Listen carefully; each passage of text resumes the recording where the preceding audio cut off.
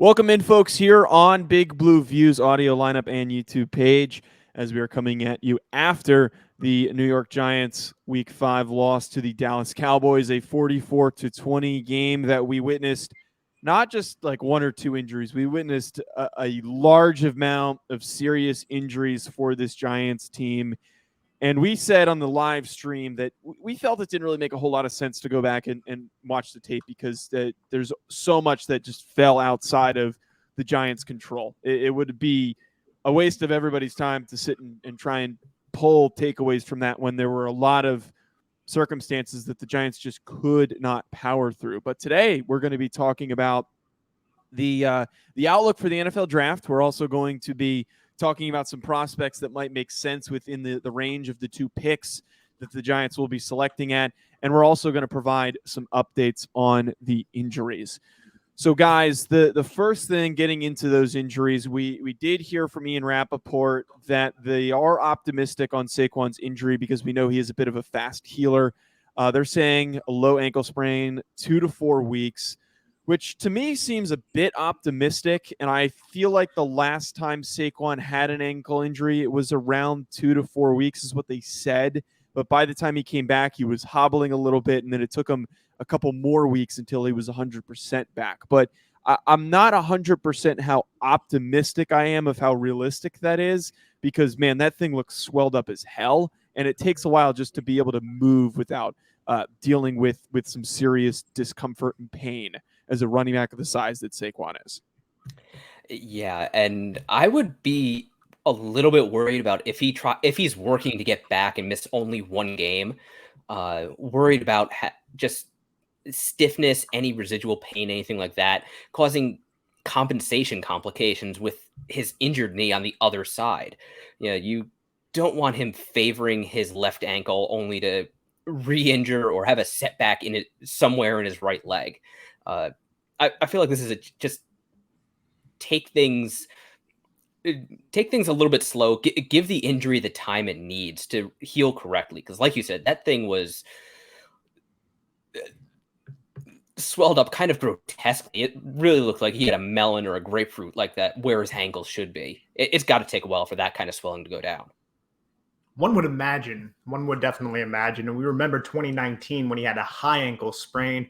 It was expected for him to miss about 6 weeks. He missed, 2? Came back. Yeah. Wasn't necessarily the same type of running back, but then at the end of the year, he exploded, and it was the Saquon Barkley we came to love in 2018, the year prior. But you have to let that heal, man. I don't want to rush him back either. This is why the Giants signed Devontae Booker, was to come in just in case Saquon Barkley were to be injured. Dave Gettleman was quoted saying that he viewed Devontae Booker as a 3-down back. The drop-off from Saquon Barkley to Devontae Booker is significant. There's no denying that. But you don't want to rush your star running back and then force him to further that injury. And I'm not a doctor. I don't know if it's going to be a pain tolerance thing or if it's going to risk more ligament damage in that ankle. I guess we'll have to wait and see. Let the doctors handle that. But it's a crappy situation, man. Literally an overthrown slant route and you step on a defender's foot and roll your ankle. Like, come on. Really? Like that's how you end up getting injured. And I'm not, chastising Saquon Barkley at all. It just seems to be the Giants' 2021 luck at this point. It's just when it rains. Right. That's the epitome. Oh, go ahead, Chris. I was going to say, it just feels kind of like the 2013, 2014, 2015 injury dynasty type luck all over again. Or 2017 with the receiving core that got wiped out in one game. And it's also the epitome of that entire game, and it's almost a disturbingly perfect explanation or just comparison to what happened in that game where things just were not going in the Giants' favor to the point where there were just multiple significant injuries piling up. Like the circumstance of stepping on somebody's ankle when you're out in space, not as an offensive lineman or a defensive lineman, that stuff happens all the time because it's close quarters, you're falling on each other, guys are getting hit, they're getting pushed around.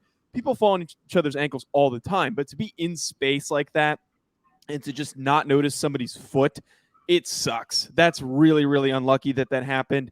And yesterday happened to be like one of the most unlucky days on an already unlucky season.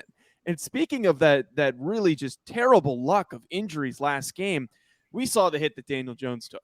We saw him get completely smacked trying to score a touchdown, and he almost completely fell on his face when he got back up. He was so disoriented. It was pretty clear that he was not coming back in that football game. We don't, as of right now, 1 o'clock Eastern time when we're recording this on Monday, we have no idea 100% what the deal is with Daniel Jones. We know it's a concussion from what I looked up and saw, but I would anticipate they're going to take their time with this one. A head injury is nothing to be played with. There's also a ton of protocol that prevents something like that being rushed back, or if it's a close call, they're always going to lean on the side of sitting a guy.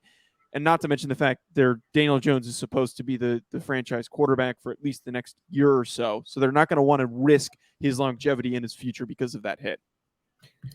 It's definitely unfortunate too. We saw Daniel Jones, the height of Daniel Jones and what he can be last week when he dropped over 400 on the Saints. And he did not look good in the first quarter and a half of this game against New Orleans. He had several overthrows. I think he had 2 to John Ross. One was on a double move, and I'm wondering if the pressure accelerated Daniel Jones and he threw the ball and didn't expect John Ross to run that double move on the first overthrow that he had. But then he overthrew Saquon Barkley. He missed a couple more throws. He was under pressure a lot because Nate Solder was his left tackle. The Giants tried to, have a tight end chip. They tried to keep Devontae Booker in there to help that left side. But Nate Solder, whenever he was on an island by himself, he was just getting bullied back into Daniel Jones. And Jones did not look that great. And once they were able to actually have a good offensive drive, they couldn't punch it in the end zone.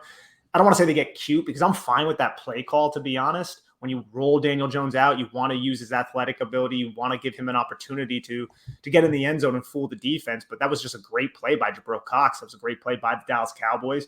Jones tried to lower his shoulder like he did against Grady Jarrett, and it just didn't work out this time. It sucks, man, because without Daniel Jones, this Giants offense is even more putrid. Daniel Jones is such a step above someone like Mike Glennon. And if the Giants enter this week 6 game with Mike Glennon as their quarterback and Aaron Donald and Jalen Ramsey on the other side of the football, it's not going to be pretty for New York. Yeah, like I said to Joe last night, those guys have to be licking their chops right now. They've got Sean McVay with Matthew Stafford, and we'll get into this later in the week. They're rested coming off that Thursday night mini bye. Those defensive guys are looking at this beat up Giants offense right now. I don't blame the odds makers for making the Giants double digit underdogs at home. I would, just circling back to Daniel Jones, I would like to see the Giants try to coach him to not lower his head when he's running, because he did that earlier back when the Giants were backed up on their own goal line and he had that keeper. He tried to truck. It was either a linebacker or a safety. It might have been Keanu Neal. And he lowered his head the exact same way. Seeing him get through around, however you want to phrase it, Grady Jarrett was great.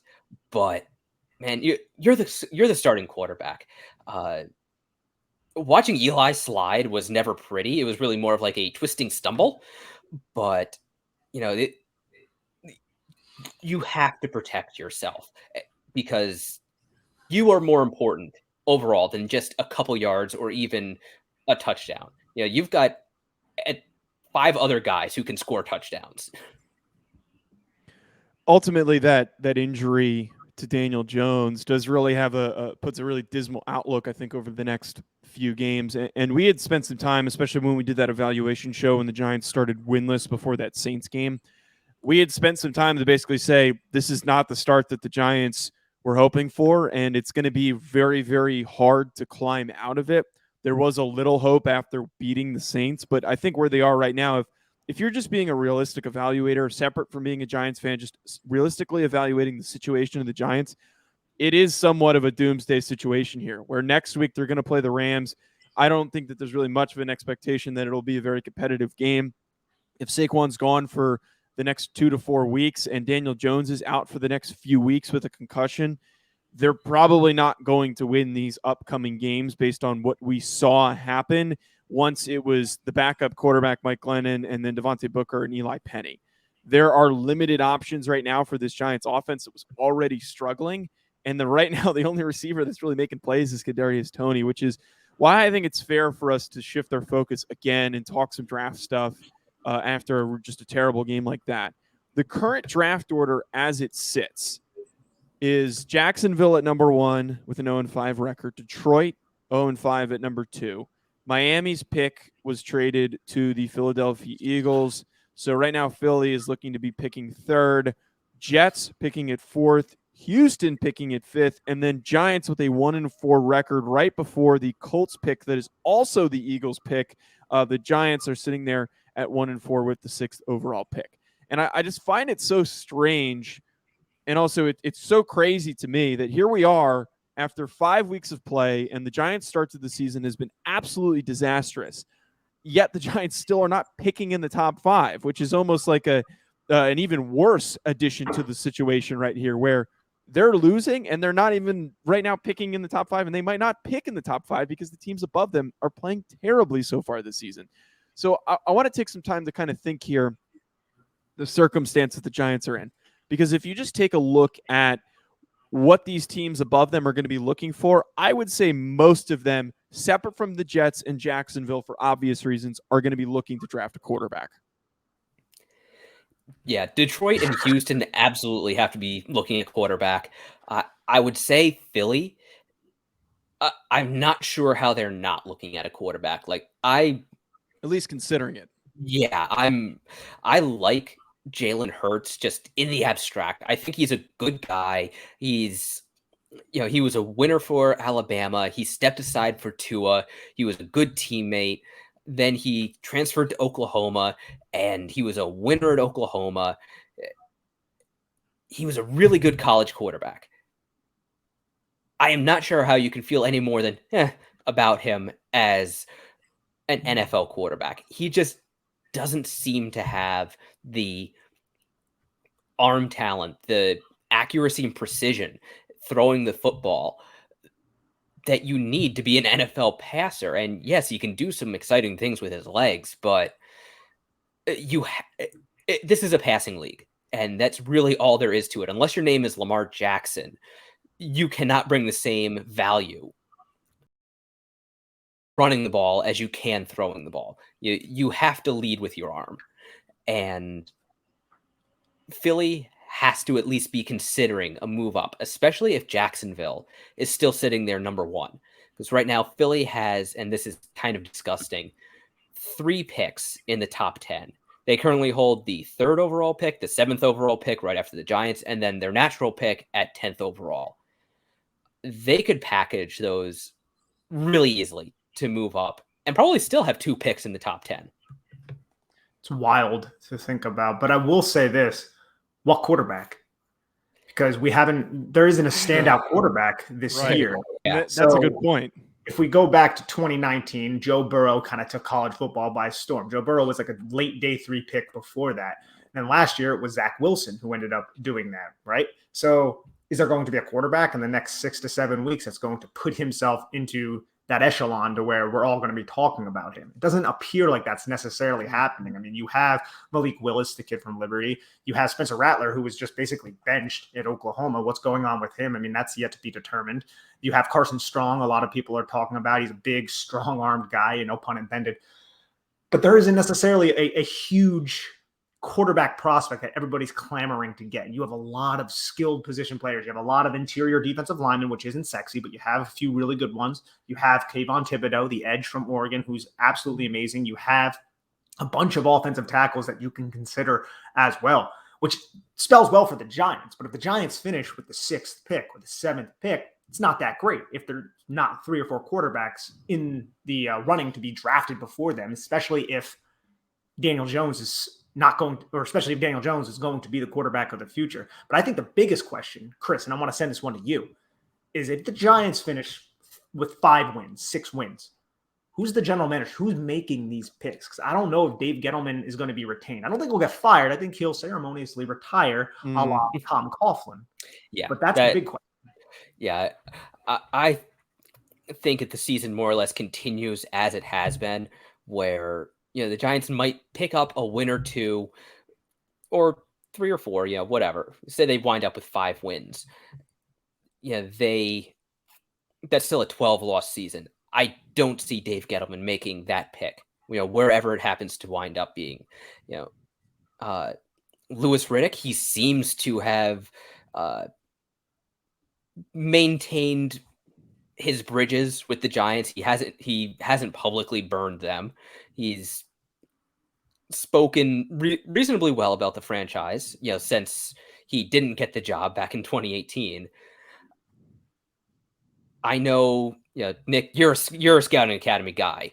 You have seen Louis Riddick talk about, football and talk about the draft in an intimate setting. And I gotta say, when I watched that, I fell in love with him as a talent evaluator and just a football communicator.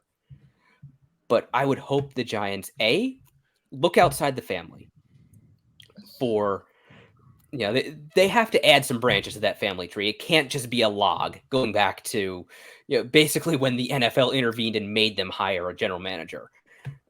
And other than that, I'm not sure who it would be. But as for picks, I think they almost have to look offensive line, because as it stands, I don't know that they're going to be high enough to look at Kayvon Thibodeau or Derek Stingley or one of those guys. So the thing that, Nick, that you brought up the quarterback situation, and it's really not going to play out, I think, in the Giants' favor, like you're saying, because Detroit, they're 0-5 with Jared Goff. I don't see a reason why they're going to continue with him and why they wouldn't try to move on and get something from him so they can start completely fresh.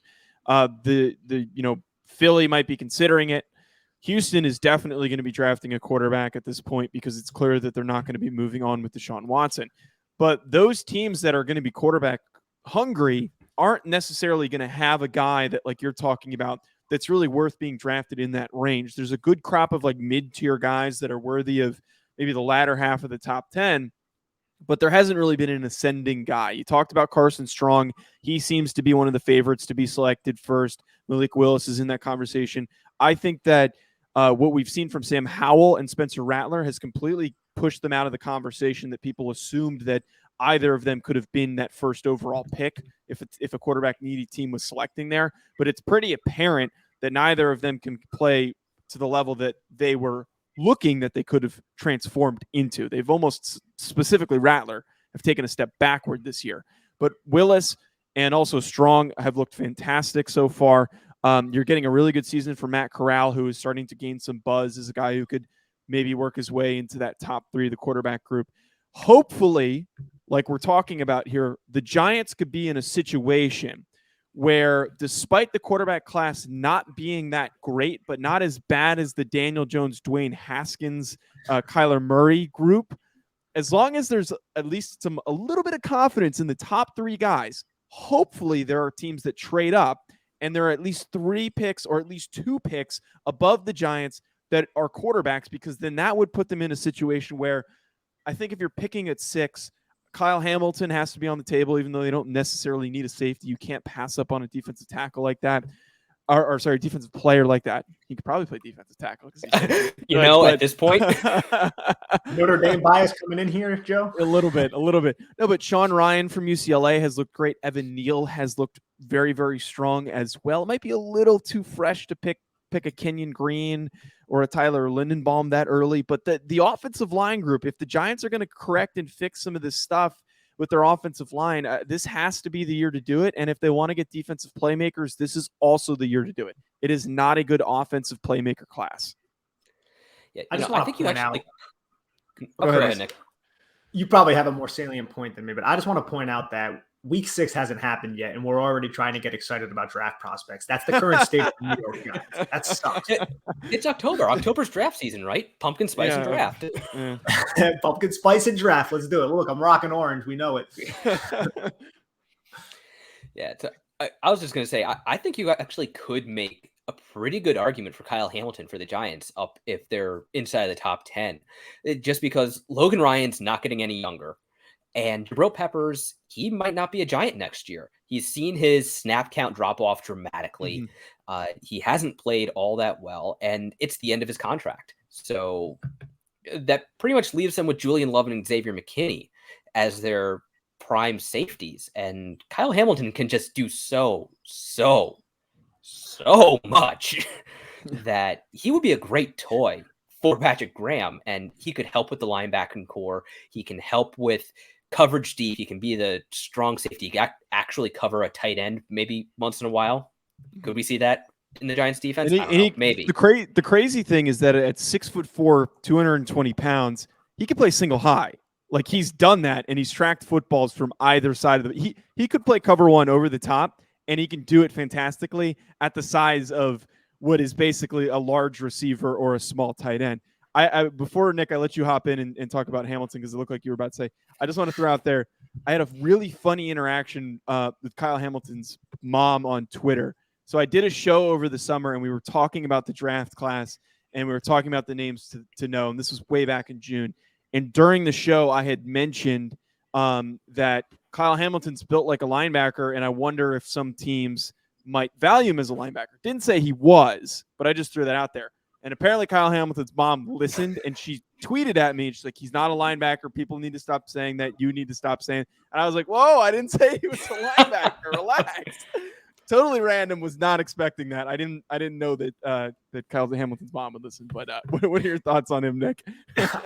I think you'd be excellent for this defense because the Giants don't have somebody who fits naturally in that single high role. And let me rephrase that. The NFL, about 32 teams, not 32, but almost all teams don't have a player who fits into that single high role, who has that Ed Reed type of range. He possesses that with a frame that's absolutely insane. I mean, 6'4", 220 pounds. You can do so many things with that. In modern defenses, you're looking for those hybrid defensive back, linebacker type of player. Hopefully she doesn't listen. Yeah. You know what? Put it in the title.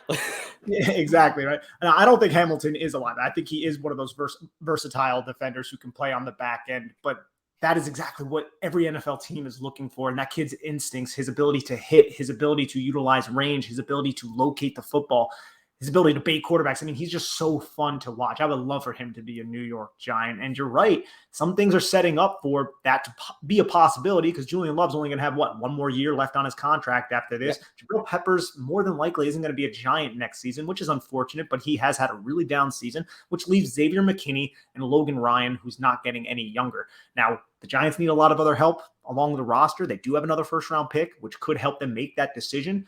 But man, dude, it's early. But Kyle Hamilton, he's very, very interesting and exciting as an NFL prospect, and I would love to see him in blue. Yeah, I would almost describe his position in a modern NFL defense as just defensive weapon, or maybe unicorn. You know, maybe just create the unicorn position for Isaiah Simmons. Yeah. Or dude. He's just that dude. He does whatever you need him to do. Yeah, but like you said, Nick, like just about every NFL team can use a good free safety. That is just transformative for a defense. It lets you do so many things with your blitz packages. And the NFL hasn't seen a really good one since Earl Thomas. Yeah, they really haven't. That's a great point. Earl Thomas, that's the reason the Legion of Boom worked. The pivotal part of the Legion of Boom wasn't Bobby Wagner, who's one of the most underrated players in our era. It wasn't Richard Sherman, who's a potential Hall of Famer, great player. It was Earl Thomas's ability to play that center field role that really allowed that cover 3 defense to work. And he just was excellent in it. Cam Chancellor, another absolute stud. And I'm not even saying that Kyle Hamilton can't even fill a role similar to Chancellor, where he can drop into the box, cover 3 buzz, and just absolutely annihilate those inside crossing routes, the deep dig, the slants, the glance routes, all of that. Yeah, like I'm just looking at the potential of Xavier McKinney and Kyle Hamilton together. You almost can't help but come up with ideas of how to use them. Yeah, maybe a late rotation, have Kyle Hamilton drop down into the box and Xavier McKinney drop back into the cover 1, cover 3, center field, whatever, or flip them and have McKinney drop down and Kyle Hamilton back up. Yeah, there's just so many things you can do with them. And really, I think the Giants' best bet, assuming they don't go offensive line and let's take quarterback off the table for now. Let's not even have that conversation because Schofield isn't here. So if we're talking quarterbacks, we have to have Mark. That I think that's in the bylaws somewhere. But yeah, really just best player available for the Giants, and that's probably going to be a defensive player. Either one of these cornerbacks, which this looks like a stacked cornerback class, or Kayvon Thibodeau, or DeMarvin Leal, the defensive tackle from Texas A&M, or Kyle Hamilton, and maybe Aiden Hutchinson. Maybe. I mean, the Giants do like their hand in the dirt defensive lineman. Yeah, as we know that, they definitely have an affinity, and then maybe no Gettleman would change that approach, but I'm leaning towards, and I think that folks, we need to expect that first pick is probably going to be a defensive player just based on how this class is stacked out. And I'm hoping today's episode helped provide some clarity and maybe what to expect. I know it sucks that we're talking about this in October, but when you're dealing with the injuries the Giants have dealt with in a difficult schedule, it doesn't hurt to shift their focus a little bit. But folks, thanks for tuning in. Be sure to hit the subscribe button. Stay tuned for more shows coming your way, and we're going to be previewing the Rams next.